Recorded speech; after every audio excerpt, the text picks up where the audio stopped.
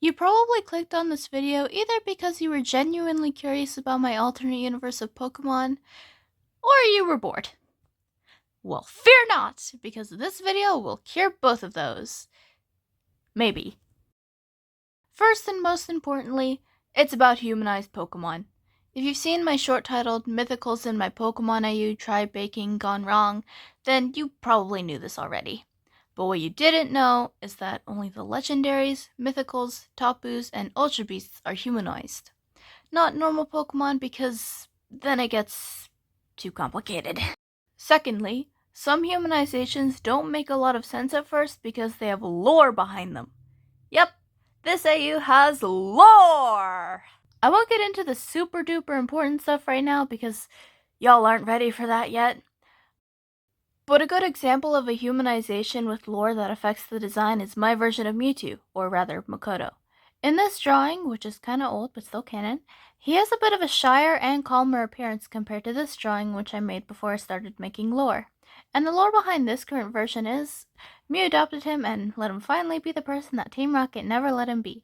This also included changing his name because Mewtwo was used as more of a designation rather than a name, but that's just one example and there's more about the AU than I need to talk about. Thirdly, this AU mainly focuses on the Creation Trio and Arceus, with the Weather Trio as like a funny side plot.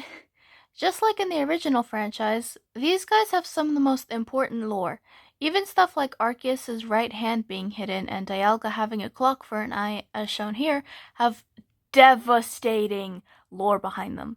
I won't reveal what exactly it is immediately because, like I said earlier, it would be too much for now. So right now I'll just keep talking about minor/middle ground details. Fourthly, some of the characters are related, like Dialga, Palkia, and Giratina are Arceus' kids, and the legendary giants are Regigigas' kids. Dialga and Palkia also have their own children, being Celebi and both of Hoopa's forms. There's also family-like relationships. It's all very, very wholesome. Anyway, did you know that Giratina has committed crimes before? Okay, I know that's a bit sudden, but it's true. I won't say what crimes they were yet because they're too important, but don't worry, she didn't get arrested. Trust me, that's a good thing in this situation. But that's the end of this video. I might post a speed paint or two of scenes in my lore, but those might take a while to come out since I have to actually draw them. Thank you so much for watching, and I'll see you in the next video.